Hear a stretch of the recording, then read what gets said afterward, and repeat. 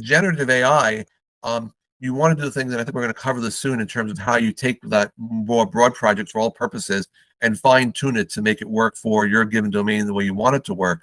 And I think there are things you can do with that, and that's part of the secret sauce. Um, but one of the aspects is that the generative AI does hallucinate to some extent, and it's not as much, it's not terrible, but it does happen. And there are some clinical situations which are much more sensitive.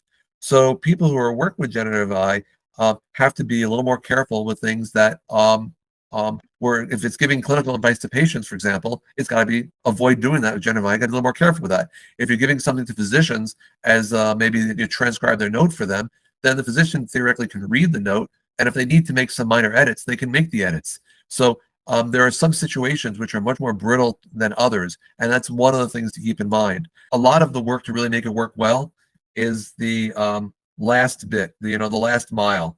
And if you have a system and it works well for a demo, it may not work well in the real world. So part of what you want to do is you want to get the technologists, the people who are building the system, to go all the way, and you want to try the system. You want to sample the system. You want to see how it works in real life, because the reality is good intentions only go so far.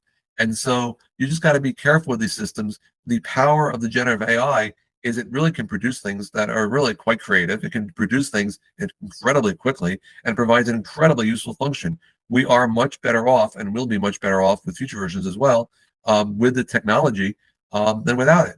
But we have to recognize that there are things that technologists can do to make it better, to fine tune it.